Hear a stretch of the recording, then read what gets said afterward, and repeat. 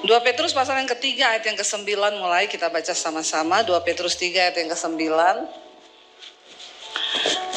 Firman Tuhan berkata di sana demikian, ya 1, 2, 3 kita baca. Tuhan tidak lalai menepati janjinya, sekalipun ada orang yang menganggapnya sebagai kelalaian.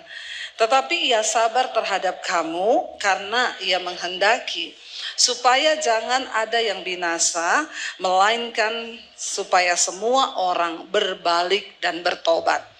Saudara, jelas sekali firman ini berkata Tuhan tidak pernah lalai menepati janjinya, sekalipun ada orang yang menganggapnya sebagai kelalaian.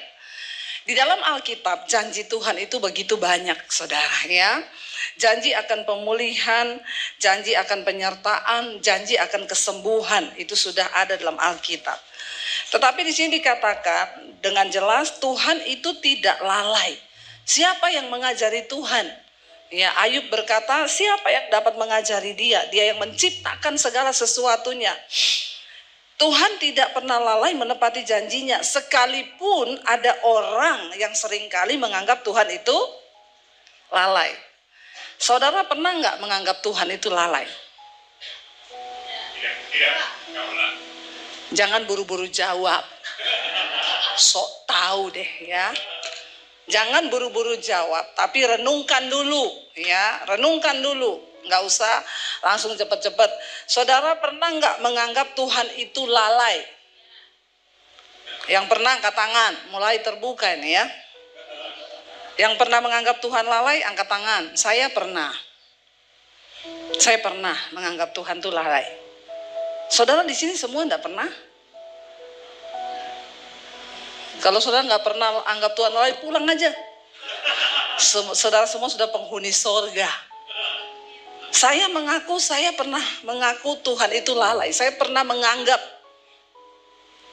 Alkitab berkata Tuhan nggak pernah lalai.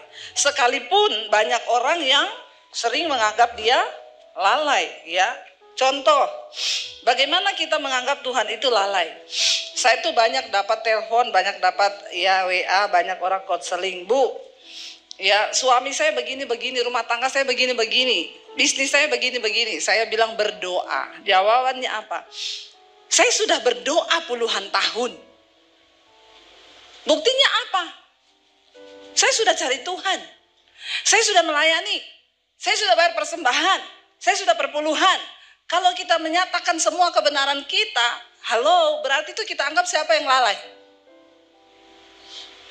Jawab. Amin. Ya, pernah nggak kita menganggap Tuhan lalai? Sering. Ya, dulu ketika saya dalam penderitaan, saya bilang sama suami saya, Tuhan itu ada apa enggak?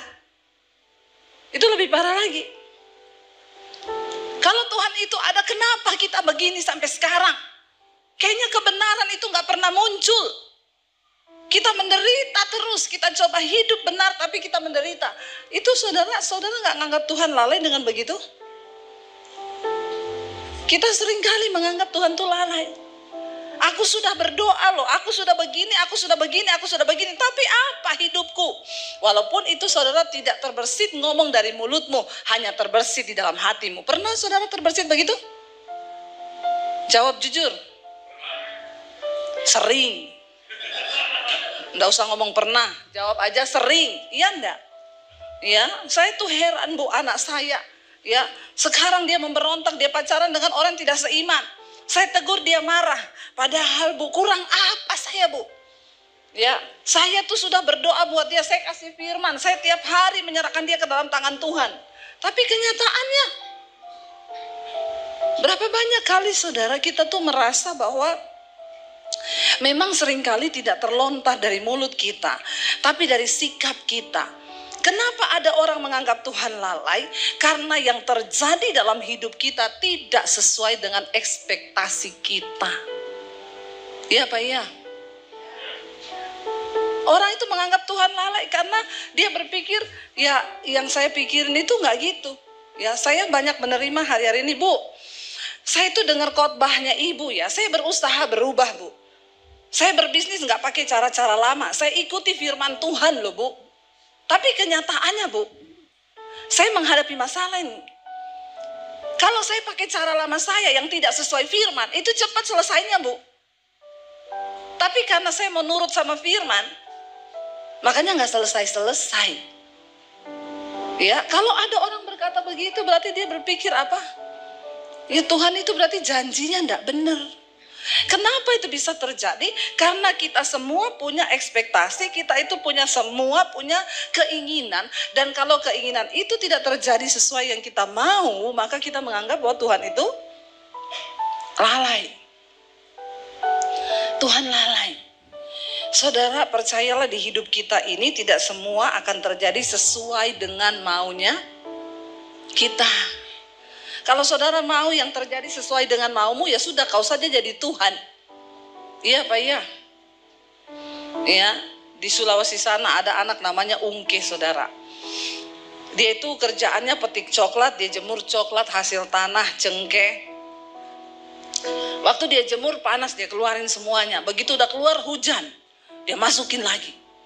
Lalu panas lagi, dia berdoa, Tuhan kasih panas. Ungke mau jemur cengkeh. Begitu panas dia keluarin lagi. 5 menit mendung lagi hujan, dia tarik lagi masuk. 3 kali dia berdoa, Tuhan kasih panas, Ungke mau jemur cengkeh ini. Lalu ketiga kali panas lagi dia keluarin, habis itu mendung lagi. Terakhir dia keluar di luar, dia lihat ke langit, dia bilang, kalau engkau tidak bisa atur tuh cuaca, engkau turun, Ungke naik ke atas, Ungke yang atur tuh cuaca. Karena dia pikir ya dia apa yang dia mau tuh nggak sesuai dengan yang dia harapkan yang terjadi dalam hidupnya. Kita semua manusia berharap ya semuanya baik. Pekerjaan kita baik, anak-anak kita baik, keluarga kita baik. Tapi kan hidup ini kita nggak bisa pegang kendali kan. Yang kita mau belum tentu itu yang Tuhan mau, amin. Karena itu dikatakan banyak orang menganggap Tuhan itu lalai. Karena sesuatu terjadi di luar kemauannya. Hidup ini, saya tuh dengar-dengar cerita hari-hari itu ngeri-ngeri saudara. Ya, saya terima konseling, ya Bu, saya itu mau konseling sama ibu. Kemarin saya ketemu orang, kenapa? Pusing Bu. Ya, pusing kenapa? Ngurus kerjaan. Orang yang sama ini saya temuin berapa tahun lalu dalam keadaan yang sama. Waktu itu saya tanya, kenapa kamu pusing? Saya tuh beli mesin Bu, mesin saya nggak jalan. Saya pusing Bu, orderan saya banyak. Tapi mesin nggak jalan, nggak ada hasil. Usaha saya nggak jalan, nggak ada pemasukan. Pusing, kita berdoa. Kamu berdoa rumah tangga dipulihkan, semuanya jalan, bagus ya. Tuhan pasti memberkati, yang penting hidup damai bersama. Jangan berantem terus. Karena waktu itu mereka berantem terus sampai mau cerai. Akhirnya berdamai saudara. Ayo berdoa, sertakan Tuhan. Berdoa sertakan Tuhan. Karena beli mesin itu dari luar negeri harganya miliar. Ketemu teknisi, kalau teknisinya jahat, dikerjain terus, minta duit terus, nggak selesai-selesai. Berdoa yuk, libatkan Tuhan. Berdoa libatkan Tuhan, dia hidup rukun bersama, berdoa bersama. Akhirnya Tuhan kasih teknisi bagus, mesinnya jalan. Orderan kebanjiran. Sampai nggak cukup mesin itu memproduksi semua pesanan. Kemarin saya ketemu, pusing Bu. Kenapa pusing? Kebanyakan orderan. Saya bilang gini, kamu ingat nggak kemarin kamu ketemu saya berapa bulan lalu, berapa tahun lalu? Saya ketemu kamu modelnya kamu sama loh. Saya tanya kenapa pusing Bu? Kenapa? Nggak ada orderan, mesin rusak.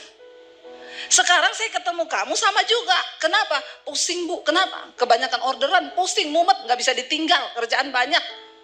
Terus saya bilang, terus maumu tuh apa? Kamu mau hidup yang seperti apa? Kamu nggak ada orderan, pusing, dikasih orderan banyak juga. Terus maumu tuh apa? Kalau saya jadi malaikat, saya mau tanya kamu tuh maunya apa? Lo bener nggak saudara? Nggak ada kerjaan, pusing. Nggak ada orderan, pusing. Dikasih banyak orderan sampai nggak mampu juga tetap. Jadi saudara pilih yang mana? Sama-sama pusing orang itu kan. Dari sini saya tuh semakin belajar saudara, ternyata manusia itu, memang manusia itu keinginannya tuh nggak pernah puas. Dan sesungguhnya saya selalu berkata, kita ini hidup mau sekaya apapun saudara, yang kita makan ya sehari itu cuma 3 kali tuh kita bisa makan tuh. Ada yang makan sehari 12 kali di sini?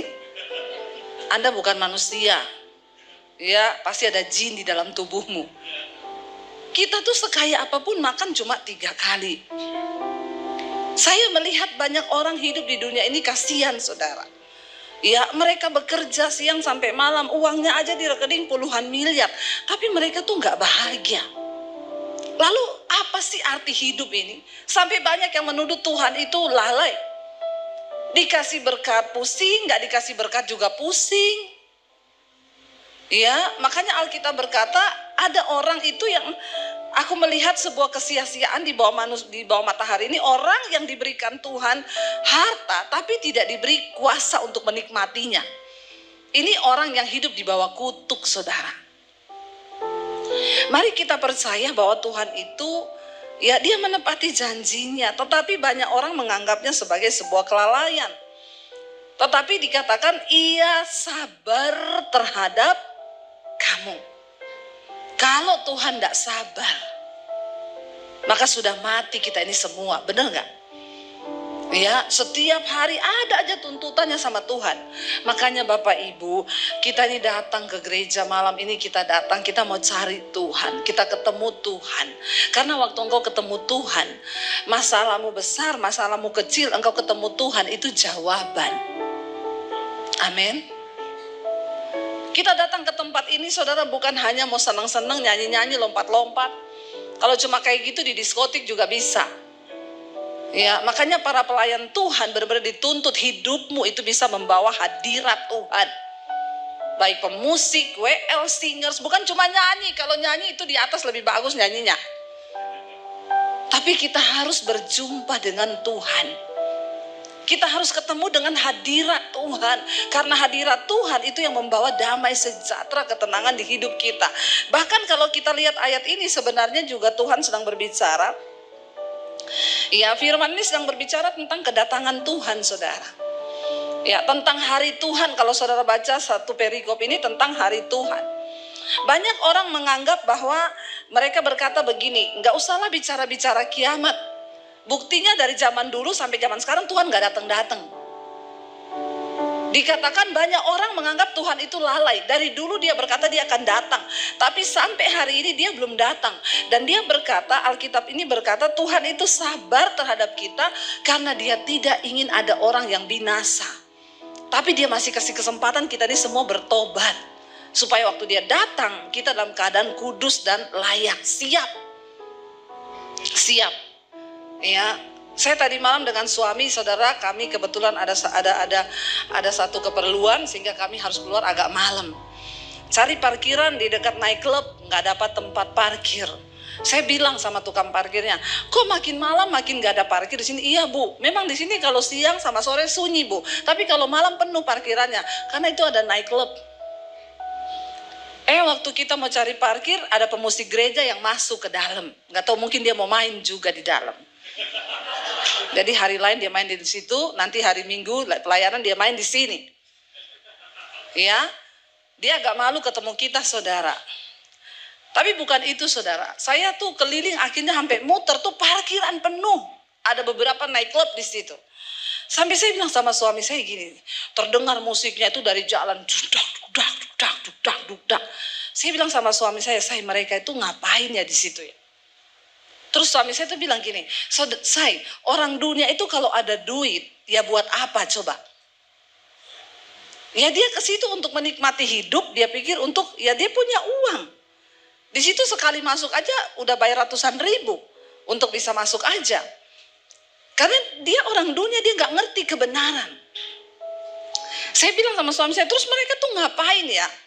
Di situ saya pura-pura lupa, dulu juga saya begitu. Ya, pura-pura lupa, pura-pura amnesia. Tapi memang benar, ya saya juga baru mengerti, bodoh banget ya. Dulu kita merasa di situ itu ada hiburan, ya kita ducek gitu. Terus udah capek pulang. Bahkan sebagian orang datang ke tempat seperti itu tuh karena memang mereka tuh pengen lari dari masalah. Mereka punya banyak pikiran, sumpek, punya banyak masalah, mereka lari, mereka ke situ tuh goyang-goyang, lihat hal-hal yang menarik, ya cewek-cewek yang seksi di situ. Tapi dia pikir dia pulang masalahnya selesai. Enggak, saudara. Ya, makanya hari-hari ini kita perlu Tuhan. Gereja pun perlu menjadi tempat untuk Tuhan hadir. Karena kalau kita cuma pinter nyanyi-nyanyi, main musik, buat apa? Di tempat bagi Tuhan malah kadang orang lebih terhibur loh. Salah satu hal yang menarik yang ada dalam gereja adalah orang ketemu Tuhan. Orang ketemu hadirat Tuhan. Karena hanya Tuhan yang membuat hidup orang tuh berubah, katakan. Amin. Ya, dan saudara di sini dikatakan bahwa saya tadi malam tuh dapat kiriman video ilustrasi kalau perang nuklir itu terjadi. Dia menggambarkan kalau Rusia itu jadi perang nuklir dengan Amerika. Bakalan terjadi itu apa, saudara? Lalu dibikin ilustrasinya, nuklir itu ditembakkan. Bumi ini nanti itu, ya kita bayangkan aja waktu Jepang itu Hiroshima dan Nagasaki dibom nuklir. Itu kehancurannya seperti apa, saudara? Sampai Indonesia juga ya ikut merasakan imbasnya bagaimana. Perang nuklir itu sangat luar biasa. Apalagi memang kalau sampai terjadi. Hari-hari ini kita melihat, saya membaca nih Jepang membuang limbah ini kan. Saudara ikut berita atau cuma nonton TikTok? Ikut pergerakan, ikut berita kan, nonton berita kan. Kita perlu nonton berita dunia. Jangan cuma nonton drama Korea terus, amin. Kenapa kita perlu nonton berita dunia? Supaya kita tahu ini apa yang mau terjadi, tanda zaman ini apa. Ya, ini Jepang lagi membuang limbahnya ke laut, limbah nuklir. Lalu saya mulai lihat nih beberapa laut tuh menemukan ikan-ikan pada mati semua. Ya, lalu Korea memberikan ancaman kalau sampai laut kami tercemar, kami tembakkan nuklir nanti. Nih semua apa-apa negara itu sekarang bicaranya nuklir loh. Ya, puji Tuhan Indonesia enggak punya. Kasihan kalau Indonesia bikin nuklir, rakyatnya nggak makan semuanya ya. Ya, nuklirnya Indonesia ini gede loh. Ya, korupsi itu tuh nuklirnya besar itu, saudara. Tapi kita bersyukur loh. Ya, cuma saudara, itu kalau perang nuklir benar-benar terjadi, saya lihat ngeri, saudara. Nanti bumi ini dingin.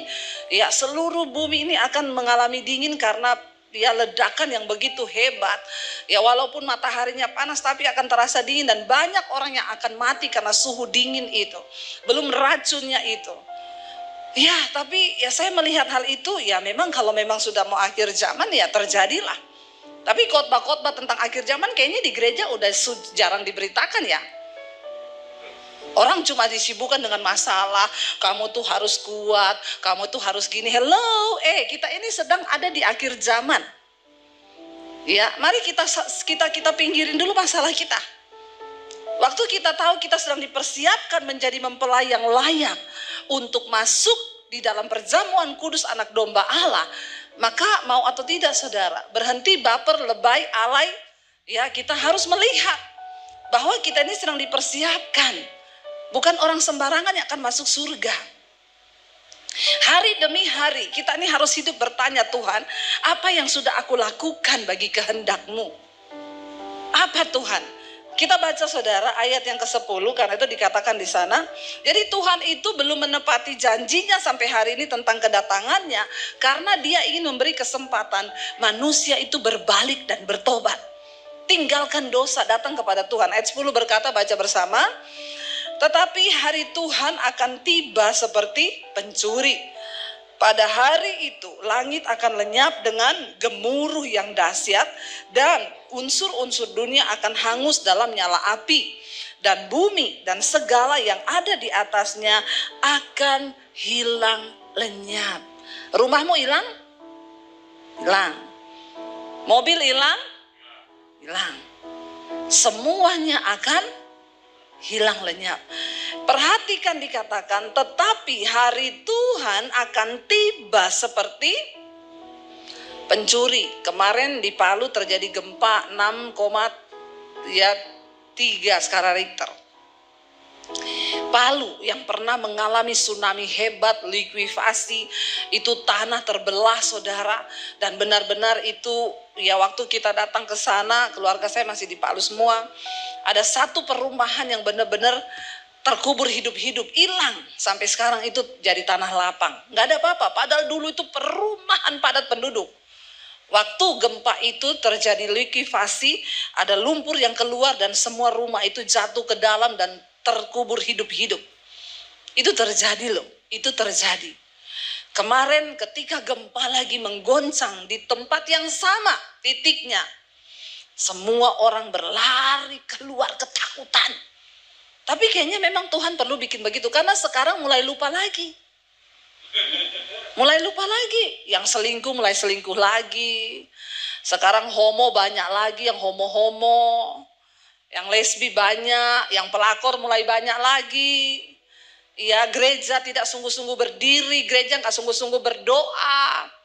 Ya, gereja itu hanya jadi nggak tahu apa sekarang. Ya perlu, Tuhan itu bikin begitu perlu untuk ingetin lagi. Ya, adik saya telepon, gimana aman? Ya gimana aman ya, kita lari keluar dari rumah, itu loteng bunyinya krok krok krok krok krok krok. Dan yang mereka ingat langsung, waduh, peristiwa itu. Mayat bergelimpangan, orang hilang saudara karena ditelan bumi. Alkitab bilang tuh belum ada apa-apanya. Ya, belum ada apa-apanya. Hari Tuhan akan datang seperti pencuri, ya.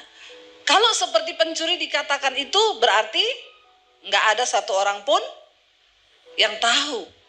Nggak ada pencuri datang ngomong-ngomong, nanti malam saya mau datang ke rumahmu ya, mau ngapa? Mau nyuri. Nggak ada. Namanya pencuri itu datang diem. Ya tiba-tiba dia datang. Nggak ada yang kasih tahu dia datang. Pada hari itu langit akan lenyap dalam gemuruh yang dahsyat. Dan unsur-unsur dunia akan hangus dalam nyala api. Ini yang tulis Alkitab loh, bukan saya.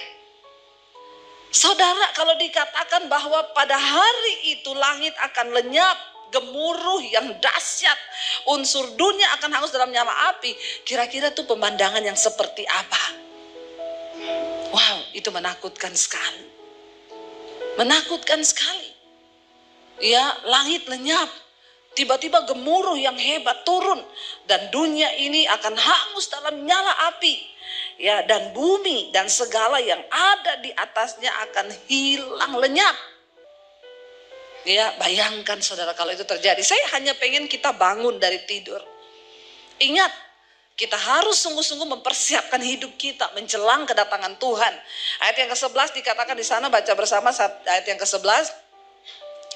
Apa respon kita? Ayat 11 berkata 1, 2, 3. Jadi jika segala sesuatu ini akan hancur secara demikian, apa?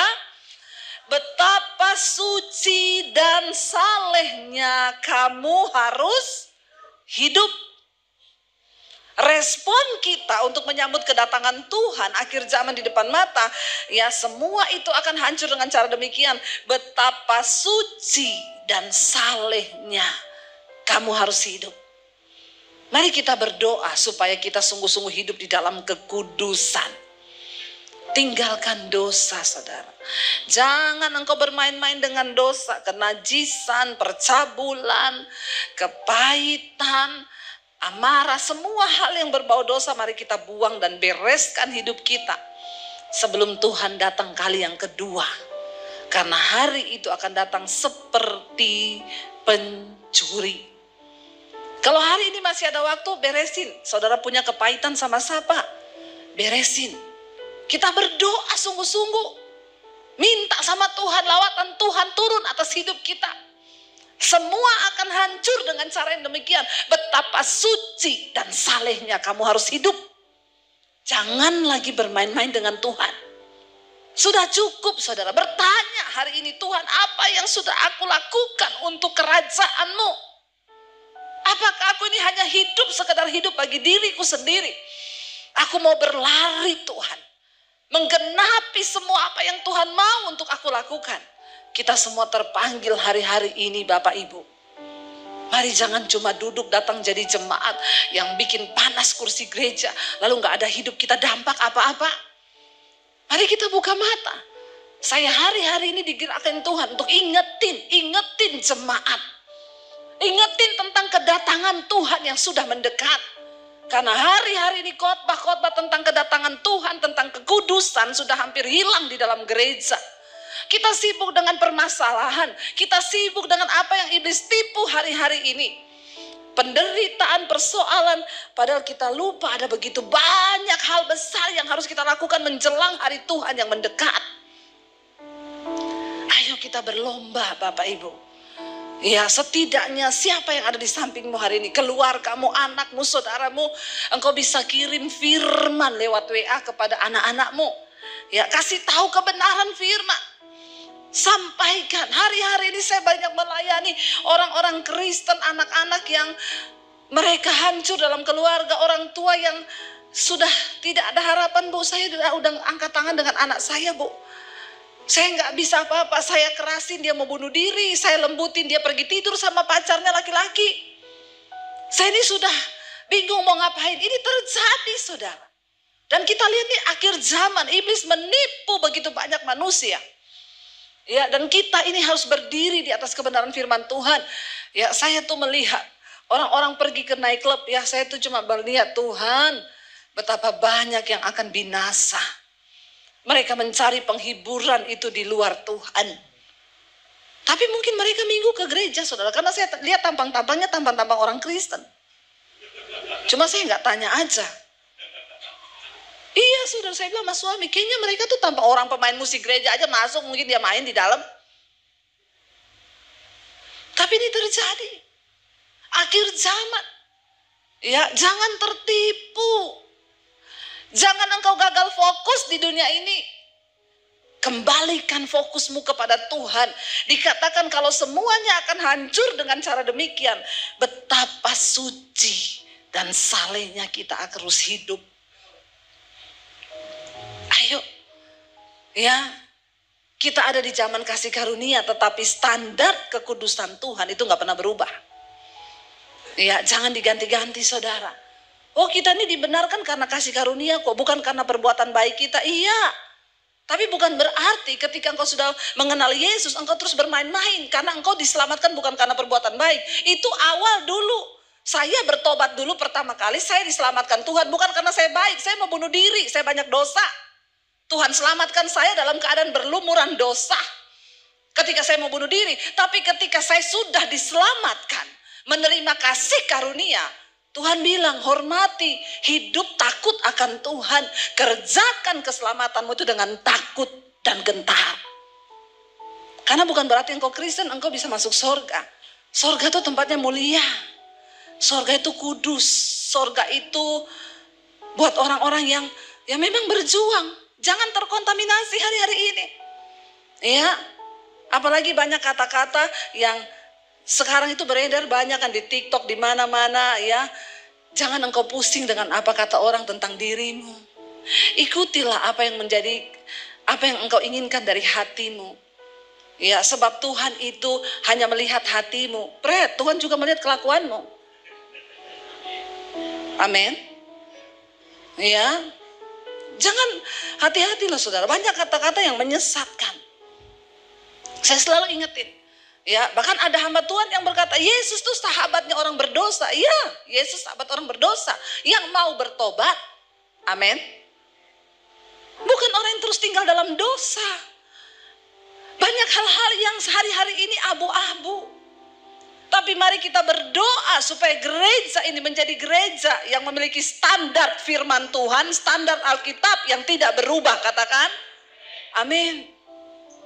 Ya, jangan diganti, jangan dirubah. Karena hari-hari ini saya melihat banyak standar-standar kekristenan yang berubah. Ya, sekarang banyak hamba Tuhan hidupnya juga sembarangan. Selingkuh, cerai. Ya, tetapi berkata, soalnya jemaat itu menuntut hamba Tuhan itu ekspektasinya terlalu tinggi. Saya bilang, bukan jemaat yang menuntut, firman Tuhan punya standar bagi seorang hamba Tuhan. Katakan. Bukan cuma buat hamba Tuhan, buat jemaat. Kita ini hidup kudus bukan supaya dinilai orang kita baik. Kenapa saya nggak bersinah? Kenapa saya nggak selingkuh? Bukan supaya jemaat bilang, oh Bu Debbie itu kudus ya. Enggak, saya nggak peduli. Saya peduli apa kata Tuhan. Karena firman Tuhan menyuruh kita kudus. Firman Tuhan menyuruh kita suci. Betapa suci dan salehnya kamu harus hidup. Bukan tuntutan jemaat. Kalau hamba Tuhan berkata, ada orang yang berkata, saya ini jatuh saudara. Saya selingkuh. Ya, saya tahu saudara kecewa. Karena memang tuntutan saudara kepada saya ini terlalu tinggi. Kok lucu ya? Kamu jatuh ya bertobat. Ngomong kamu sudah salah, jangan bilang karena tuntutan jemaat. Kita ini hidup saudara, hati-hati nilai-nilai yang seperti ini. Sehingga banyak kata-kata bijak yang seolah-olah bijak berkata, saudara gak usah terlalu peduli. Jangan engkau hidupi ekspektasi orang terhadap dirimu. Pandangan orang bukan itu yang menentukan. Oke, tapi kita kembali kepada firman Tuhan. Kita hidup berdasarkan standar firman Tuhan. Bukan berdasarkan standar orang. Apalagi sebagai hamba Tuhan. Kita harus menjadi suratan yang terbuka. Saya mendorong semua jemaat engkau orang Kristen. Jangan menjadi tawar imanmu. Jangan menjadi abu-abu di tengah dunia yang semakin gelap ini. Kita berdiri di atas dasar kebenaran. Kita harus hidup kudus, betapa suci. Dan salehnya kamu harus hidup, katakan. Ayo saudara, sebelum terlambat. Ya, gak apa-apa saya dibilang itu memang Debbie Basir itu pendeta perjanjian lama, hukum Taurat. Enggak apa-apa. Saya terima. Ya, lalu apa bedanya kita dengan pengajaran yang lain kalau kita nggak mengajarkan hari-hari ini saudara, kemurtatan sedang terjadi begitu hebat. Orang nggak menyangkal Yesus, enggak. Ya, tetapi hidup mereka. Ya, jangan kita menjadi, coba kalau kita balik saudara, saya pengen kita lihat. Ya, di ayat yang ketiga, ya di 2 Petrus 3 ini ayat yang ketiga tadi dikatakan di sana di awal. Yang terutama harus kamu ketahui, saya pengen ayat yang kedua dulu kita baca dari ayat yang kedua. 2 Petrus pasal yang ketiga ayat yang kedua. Supaya, baca bersama, supaya kamu mengingat akan perkataan yang dahulu telah diucapkan oleh nabi-nabi kudus, dan mengingat akan perintah Tuhan dan juru selamat yang telah disampaikan oleh rasul-rasulmu kepadamu. Dan yang terutama harus kamu ketahui ialah bahwa pada hari-hari zaman akhir akan tampil pengejek-pengejek dengan ejekan-ejekannya, yaitu orang-orang yang hidup menuruti hawa nafsunya. Kita kalau ngomong kekudusan diejek saudara, awas nabi lewat, orang kudus lewat. Saudara nggak merokok diejek, tapi enggak apa-apa. Apa yang menjadi tanda bahwa mereka itu pengejek-pengejek akhir zaman? Mereka hidup menuruti hawa nafsu. Ya, itu saudara, hidup menuruti hawa nafsu. Ya, katanya Kristen, bersinah jalan terus. Ya, rokok jalan terus, mabok jalan terus, dugem jalan terus, hawa nafsu terus yang diikuti. Itu tanda-tandanya pengejek akhir zaman. Mereka mengikuti hawa nafsunya. Ya, dengan ejekan-ejekannya orang-orang yang hidup menuruti hawa nafsu. Kita sebagai anak Tuhan, mari kita berdiri saudara. Ya, sungguh-sungguh dalam kebenaran. Saya cuma mau ngomong ini. Ya, kita lihat ya kemarin terjadi bencana. Di Hawaii itu begitu banyak saudara korban jiwa. Ya, tadi lagi ada banjir bandang, berapa ribu orang mati, 10.000 orang hilang. Hari-hari ini kita nggak tahu apa yang akan terjadi ke depan. Jangan santai. Ya, bukan soal matinya kapan, kita mati kapan aja. Kalau memang sudah waktunya mati ya pasti mati. Tapi pertanyaannya apakah kita ini siap? Supaya jangan ada penyesalan. Ya, dan di sini dikatakan Tuhan itu memberikan kesempatan. Kenapa ia sabar? Ia sabar terhadap kamu karena ia ingin tidak ada seorang pun yang binasa. Ya, tetapi semua orang berbalik dan bertobat. Coba kita ulangi itu tadi ayat 9. Tuhan itu tidak lalai menepati janjinya sekalipun ada orang yang menganggapnya sebagai kelalaian. Tetapi ia sabar terhadap kamu karena apa? Baca. Ia menghendaki supaya jangan ada yang binasa, melainkan supaya semua orang berbalik dan bertobat datang kepadanya. Kalau dikatakan Tuhan masih memperpanjang waktu ini karena dia nggak pengen ada yang binasa loh. Tuhan masih tunggu. Kalau dikatakan ya karena ia menghendaki supaya jangan ada yang binasa, berarti ada kemungkinan nggak ada yang binasa? Ada. Tapi Tuhan gak mau kita binasa. Dia kasih kesempatan bertobat. Ayo berbalik, ayo bertobat dimanapun engkau berada. Hai anak-anak muda, sampaikan pertobatan kepada temanmu. Jangan engkau ikut terlibat dan masuk dalam kubangan dosa. Engkau yang harus membawa suara Tuhan itu, ngomong ke temanmu bertobat. Keluar dari kenajisan, keluar dari homoseksual, keluar dari perselingkuhan, keluar dari dugem, keluar dari rokok. Ayo kuduskan hidup kita. Karena bukan orang sembarangan yang akan masuk dalam kerajaan Allah. Bukan orang sembarangan yang bisa masuk surga. Kita masuk istana presiden aja gak boleh sembarangan. Apalagi kita masuk dalam kerajaan Allah. Ya, di dalam Wahyu dikatakan di sana Yohanes melihat orang-orang berdiri memakai jubah putih. Dan dia bertanya kepada tua-tua itu, siapa mereka yang memakai jubah putih itu? Tua-tua itu berkata, mereka adalah orang-orang yang keluar dari kesusahan yang besar di bumi. Tapi mereka berhasil menjaga jubahnya tetap putih dalam darah anak domba Allah. Amin saudara. Tuhan gak mau kita main-main saudara. Ayo kita ini sungguh-sungguh hidup dalam pertobatan. Kita sungguh-sungguh berbalik. Selama masih ada kesempatan, ada waktu. Mari saudara. Ya, hari-hari ini Tuhan terus mendorong saya bicara tentang akhir zaman. Saya gak tahu kenapa. Tapi sebagai hamba Tuhan saya hanya mau taat bicara. Sampaikan tentang akhir zaman, tentang pertobatan. Orang harus berbalik kepada Tuhan, datang kepada kekudusan, tinggalkan dosa. Waktu kita sungguh-sungguh hidup dalam kekudusan, kita akan kuat mengalami semua penderitaan.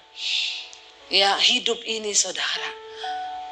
Saya kemarin baru menguatkan seorang ibu yang, saya juga rasa ya, berat sekali bebannya. Tapi puji Tuhan, ibu itu menerima semua yang terjadi itu sebagai cara Tuhan untuk membawa dia pada pertobatan. Ya, saudara, tidak mudah yang dia lalui, tidak mudah yang dia alami memang. Ya, ketika saya bertemu ibu ini, anaknya menikah. Kalau nggak salah udah 3 tahun apa berapa tahun belum hamil.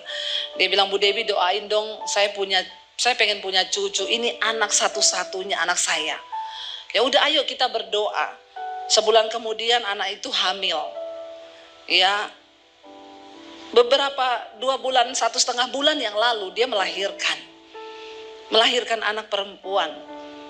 Ketika dia melahirkan, ibu ini seneng dong, dapat anak kan, dapat cucu kan. Lagi senang-senangnya gendong cucu, tiba-tiba dia sakit, divonis dokter kena cancer. Saudara, kisah berubah tragis. Dari kebahagiaan menjadi sesuatu yang kayaknya, kaget. Lalu ibu ini harus pergi keluar kota untuk berobat. Lagi berobat di luar kota, ternyata anaknya yang baru melahirkan meninggal. Saudara, jadi tinggalin cucunya yang baru berumur 1,5 bulan. Dan ibu ini gak diberitahu kalau anaknya sudah meninggal karena mereka takut kalau ibu ini syok. Tapi menjelang penguburan dia harus tetap dibawa pulang. Karena gak bisa bohongin. Dibawa pulang, dia tanya, kenapa saya harus pulang? Ibu harus urus paspor alasannya. Karena paspor ibu sudah mau mati, bukan harus berobat ke luar negeri. Pulang dulu urus paspor. Sampai di rumah banyak orang. Saya dikirimin videonya. Dia seneng ketawa-ketawa. Kok banyak orang? Dia pikir, ya ini orang-orang sambut ibu. Masuk di rumah lihat anaknya terbaring kaku. Ya meninggal. Saya sempat telepon dia. Saya bilang, Bu, Tuhan tidak pernah lalai, Bu. Dia nangis bercucuran air mata. Iya Bu Dewi, Tuhan gak pernah salah. Tuhan baik ya Bu. Iya Tuhan baik Bu. Saya harus makin sungguh-sungguh lagi dengan Tuhan Bu. Saya mau bertobat sungguh-sungguh dekat dengan Tuhan. Wow, saya mendengar dia bilang begitu. Yes, tadinya saya takut kalau dia menjauh dari Tuhan. Karena dia merasa ini adalah penghukuman Tuhan atau apa. Saya takut dia itu, mana Tuhan. Ternyata responnya. Ketika saya bertelepon, Bu yang kuat ya Bu. Iya Bu Dewi, Tuhan baik Bu. Tuhan gak salah. Tuhan gak lalai. Saya harus sungguh-sungguh lebih lagi mencari Tuhan Bu. Saya mau lebih dekat lagi sama Tuhan. Inilah hidup. Kita gak pernah tahu saudara. Tapi makanya mari kita dekat dengan Tuhan. Kita nggak punya cukup kekuatan menghadapi banyak hal di dunia ini. Hanya satu kekuatan kita, waktu kita dekat dengan Tuhan. Ya, saya tidak berhutang lagi. Saya sampaikan hari ini kepada saudara. Firman Tuhan berkata bahwa ketika Tuhan datang, langit ini akan hangus dalam nyala api yang begitu hebat. Dan jika segala sesuatu ini akan hancur secara demikian, betapa suci dan salehnya kamu harus hidup. Ayat 12 dikatakan apa? Yaitu kamu yang apa? Yang menantikan dan mempercepat kedatangan hari Allah. Pada hari itu langit akan binasa dalam api dan unsur-unsur dunia akan hancur karena nyalanya. Kita dikatakan adalah orang-orang yang mempercepat kedatangan Tuhan. Siapa yang mau Tuhan cepat datang? Hanya sedikit ya, yang lain masih suka di dunia. Ya, saudara, kalau Tuhan datang, kita nih pindah loh dalam kerajaan damai. Dunia ini bukan tempat kita. Di sini nih kita cuma transit. Ada orang berangkat mau lama-lama di negeri transit? Enggak ada tuh. Orang itu pergi ke luar negeri kalau transit, dia mau lama-lama nggak di situ? Yuk kagak, namanya juga ya hanya terpaksa transit. Nah, Alkitab berkata di dunia ini kita cuma perantau. Kalau namanya perantau itu pasti pengen pulang kampung. Kampung kita di mana? Di sorga, bukan di sini. Tapi banyak orang yang sudah terlanjur cinta dengan dunia, makanya nggak kepengen Tuhan datang. Kita harus sepakat dulu, kita adalah orang-orang yang mempercepat kedatangan Tuhan. Siapa yang mau cepat Tuhan datang? Ampuni mereka Tuhan, karena mereka tahu tapi mereka pura-pura tidak tahu. Ini Alkitab yang ngomong loh, ya, yaitu kamu ya yang menantikan dan mempercepat kedatangan hari Allah itu. Ya, pada hari itu langit akan binasa dalam api dan unsur-unsur dunia akan hancur karena nyalanya. Diulangi lagi. Tetapi sesuai dengan janjinya siapa? Kita, saudara dan saya, menantikan apa? Langit yang baru dan bumi yang baru, di mana di sana terdapat kebenaran. Ini di akhir zaman. Ya, saya baca berita, saudara, dengar berita di China, Alkitab itu diubah. Ya, Yesus adalah seorang pembunuh dan pendosa. Ya, dia bukan Tuhan. Ayat-ayatnya dirubah, tapi puji Tuhan di Indonesia sekarang ya bukan lagi hari kenaikan Isa Al-Masih, tapi hari kenaikan Yesus Kristus. Amin. Tepuk tangan dong buat Tuhan. Yesus Kristus diakui. Saudara, ini tanda-tanda zaman. Akan terjadi penyesatan yang hebat. Ya, karena dilihat di sana kekristenan dihambat, diterjang, ditentang, dibunuh, semakin merambat. Kristen di China itu beda sama Kristen di Indonesia memang. Kristen di Indonesia itu kalau kesaksian ya, saudara, rumah saya mau dimasukin maling. Tuhan bekerja, malingnya kesangkut di pagar duri. Nanti jemaat tepuk tangan semua itu. Dahsyat, Tuhan hebat. Kesaksian di China. Saya tuh punya anak. Anak saya ini masih kecil. Ya, dia masih remaja. Dia terima Tuhan Yesus. Saya pukulin anak saya ini karena dia jadi Kristen. Dia disiksa di mana-mana anak ini. Ya, tetapi dia semangat memberitakan Injil terus. Kemanapun dia pergi, satu saat dia mati kecelakaan. Anak yang cinta Yesus ditabrak mati kecelakaan. Ini kesaksian indahnya di mana? Nggak ada orang Kristen tepuk tangan kalau kesaksian begini, iya Pak ya? Kalau Kristen di Indonesia kayak gini nggak tepuk tangan, karena kebanyakan nonton drama Korea, sama film India, sama sinetron di Indonesia, happy ending. Kalau begini enggak. Tapi ketika anak itu meninggal, orang tuanya bertobat terima Yesus. Teman-temannya bertobat terima Yesus melihat imannya. Setiap hari ada yang diselamatkan karena iman dari anak kecil ini, saudara. Saudara, Ya, Kristen di China itu beda sama Kristen di Indonesia. Kenapa? Karena di sana mereka ditentang, dianiaya, menderita. Mau nyanyi aja, ngomong kata-kata Yesus nggak boleh. Coba berdoa di kereta api, ketahuan Kristen dibunuh. Ya, kita di restoran boleh berdoa. Nggak ada yang berdoa kalau makan. Iya Pak ya. Nggak usah angkat tangan. Kita punya kesempatan untuk bersaksi tentang iman kita, belum dilarang. Tapi nggak ada yang berani bersaksi. Nggak ada yang berani cerita tentang Tuhan. Bahkan di gereja pun, di komunitas Kristen pun, hilang omongan tentang Tuhan tuh udah nggak ada. Ya, kalau ketemu ngegosip. Makanya anak SD ditanyai, ciri-ciri makhluk hidup apa? Ditanya gurunya, dia bilang, ciri-ciri makhluk hidup itu bergosip, ngerasain tetangga.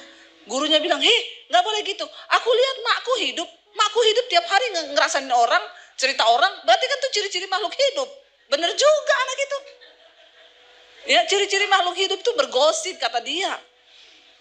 Ya, saudara, Kristen di China sama Kristen di Indonesia tuh beda. Ya, kita di sini khotbahnya harus tentang mujizat terus, karena kalau enggak kepahitan jemaat. Ngomong selingkuh, ngomong ini, coba berani, nggak banyak yang nggak suka, kupingnya panas. Ya, harus yang mujizat, saudara, ada mujizat. Ya, ngasih persembahan aja harus diiming-imingi. Kalau saudara ngasih persembahan, Tuhan akan kembalikan berlipat kali ganda. Berat banget nggak? Ya, kayaknya Tuhan tuh utang terus sama kita. Maka harus diiming-imingi. Kalau saudara menabur begini, saudara akan kembali berlipat kali ganda. Ya, kalau saudara percaya Yesus, saudara akan gini. Stop, saudara. Ayo kita bertumbuh menjadi jemaat yang dewasa. Amin. Yang berkata, Tuhan walaupun gak engkau balikin, kasih Tuhan tuh udah cukup luar biasa bagi saya. Ya. Makanya saya kadang-kadang kalau sesuatu orang ngomong, Bu, Tuhan berkati, Tuhan balaskan berlipat kali ganda. Saya bilang, enggak, Tuhan sudah memberikan terlalu banyak buat saya. Enggak ada yang perlu Tuhan balaskan lagi. Kok Tuhan balas, semua udah Tuhan berikan. Bahkan nyawanya udah diberikan buat kita. Kita harus tahu diri, hari ini kita hidup untuk apa? Engkau hidup untuk berbuah. Jangan cuma pusing dengan dirimu sendiri, saudara. Kalau engkau berkata kiamat masih lama, setidaknya kiamat kecil itu dekat apa? Kematian. Ya, saya selalu ingetin, ayo kita sungguh-sungguh hidup dalam Tuhan. Nggak ada yang tahu hidup ini. Saudara, jangan sampai engkau berkata, oh saya ini diet. Kemarin mami saya bilang, Dep, ada yang tawari obat itu loh. Katanya itu obat buat buang racun dalam tubuh dari Cina. Terus ngapa? Dia bilang, Bu, tolong bilang sama Bu Debbie ya beli ini. Harganya sekian juta. Kenapa? Banyak yang mati-mati mendadak sekarang. Kalau Bu Debbie mau umur panjang, minum ini. Saya bilang, pret. Apalagi saya ditawari kayak begitu. Hello? Saya bilang, Mam, itu orang ateis, nggak percaya Yesus. Oh, dia orang Kristen. Kenapa dia bilang begitu? Saudara, maaf ya. Anda minum vitamin. Anda minum obat herbal. Bukan untuk panjang umur. Bilang amin. Saudara nge-gym, saudara hidup sehat, saudara jaga makan, bukan untuk panjang umur. Karena hidup mati, umur itu di tangan Tuhan. Saya nggak setuju kalau ada orang bilang, Bu, minum ini supaya umur panjang. Siapa ngomong? Ya, saudara, jangan sampai engkau itu meninggikan diri, melebihi Tuhan. Itu yang Alkitab bilang, terkutuklah orang yang mengandalkan dirinya sendiri. Kita jaga kesehatan supaya kita ini sehat hidup. Bukan untuk umur panjang. Karena umur itu di tangan Tuhan. Saya khotbah begini kemarin di Surabaya. Ada ibu-ibu pengerja Bu Debbie. Benar sekali. Baru pagi Bu khotbah sore kejadian. Itu loh Bu, adik sepupu saya Bu. Jaga makan. Nggak pernah makan di luar karena jaga makan. Makan sehat. Olahraga tiap hari. Rutin check up general Bu setiap bulan. Check up. Kena serangan jantung tadi siang Bu. Barusan ibu khotbah tadi pagi tuh. Kena serangan jantung. Ya, ada juga orang tuh, oh tenang aja, saya sudah di DSA otak. Otak saya sekarang sudah bersih. Nggak ada penyumbatan, stroke. Jangan sombong loh saudara. Hidup kita di tangan Tuhan. Kenapa kita harus jaga makan, jaga kesehatan? Supaya sehat. Saya sama suami sekarang lagi diet. Kenapa saya diet? Hidup sudah berat. Kalau badan kita tambah berat, maka semakin berat hidupmu. Hidup ini udah berat, pergumulannya banyak. Terus berat badanmu juga berat. Kau jalan sempoyongan saudara. Amin. Walaupun hidup kita berat, beban kita berat, kalau badan kita ringan kan enak toh. Amin apa men? Makanya saya kadang heran lihat bapak-bapak yang perutnya buncit. Maaf ya Pak, kalau mau tersinggung puji Tuhan. Kadang saya ngomong sama suami saya itu bapak tuh loh, astaga aku nih pernah hamil 9 bulan toh ya. 9 bulan perut saya besar. Itu begas saudara, tidur aja gak enak, bernapas gak enak. Itu bapak sudah berapa tahun dia bawa perut itu ya. Kok gak begah ya. Dan dia tidak merasa bersalah melihat perut itu saudara. Ya bukan apa-apa saudara. Bener gak? Kita nih harus sehat supaya kita hidup sehat. Tapi urusan mati itu di tangan Tuhan. Ya, di tangan Tuhan. Makanya ada orang yang berdosa, merokok, mabuk, minum, bisa umur panjang 160 tahun loh. Saya baca umur orang terpanjang di dunia. Ya, dia masuk di Guinness Book Record. Saudara itu bapak kalau nggak salah, ya umurnya tuh mencapai hampir 150 kayaknya. Ditanya rahasia hidup sehatnya apa? Kawin cerai, merokok, mabuk, semua dosa dia lakukan loh. Tapi umur panjang. Kenapa saudara? Saya baru tahu Alkitab bilang Tuhan itu tidak berkenan pada kematian orang fasik. Tapi pada pertobatannya. Sebenarnya Tuhan tuh tidak mau orang fasik itu mati. Makanya kita kalau orang jahat jangan kau doakan mati. Tidak mungkin mati dia. Karena Tuhan tidak berkenan pada kematian orang fasik. Tapi pada pertobatannya. Tapi ada yang gak tobat-tobat memang ya sudah diambil sama setan. Ya, jadi saudara, memang orang-orang berdosa itu panjang umur. Lama matinya karena Tuhan tunggu dia tobat. Tuhan gak mau orang binasa.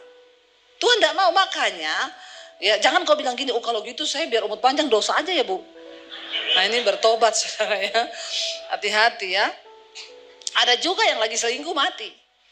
Ya, karena istrinya berdoa di rumah. Ya, kebanyakan bohong, istrinya berdoa, Tuhan dimanapun suami saya berada, jamah dia Tuhan. Lagi selingkuh, lagi bersinah dijamah Tuhan, mati saudara. Mati ya, lagi berdosa toh. Hati-hati.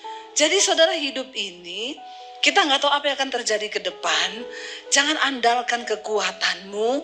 Ayo cari Tuhan. Ayo hidup sepadan dengan panggilannya, dengan kebenarannya. Jaga kekudusan. Di sana dikatakan kita ini orang-orang yang mempercepat kedatangan hari Tuhan. Tapi jangan takut. Kita menantikan langit yang baru dan bumi yang baru. Di sana tidak ada polusi. Nggak ada. Saudara mau hidup di langit yang baru dan bumi yang baru? Saya tuh ketemu dengan orang-orang yang pernah mati. Ya pernah dibawa Tuhan mati. Itu semua ngomong kematian tuh indah. Mati tuh indah. Ya, mati tuh indah. Semua tuh ngomong, enak Bu, saya dibawa di padang yang begitu indah Bu. Tenang di sana. Tapi suruh pulang lagi.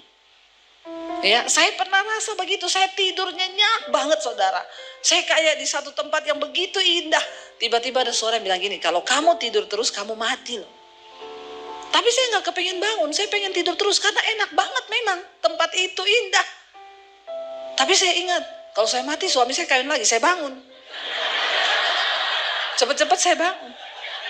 Enak aja dia kawin lagi saudara ya. Jadi saya bangun, itu yang membuat saya cepet bangun saudara.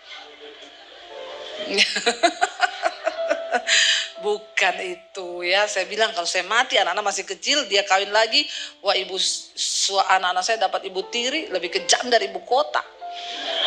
Ya, tapi enggak, kalau ibu tirinya bertobat kagak. Ya, saudara, mari kita sungguh-sungguh hidup dalam Tuhan, enggak usah takut. Ya kapanpun Tuhan mau panggil kita, ini orang yang mau percepat kedatangan Tuhan. Karena itu saudara, ayat 14 dikatakan di sana, sebab itu saudara-saudaraku yang kekasih, saya undang imam musik maju, sambil menantikan semuanya ini, dikatakan apa? kamu harus berusaha supaya kamu kedapatan tak bercacat dan tak bernoda di hadapannya dalam perdamaian dengan Dia. Amin.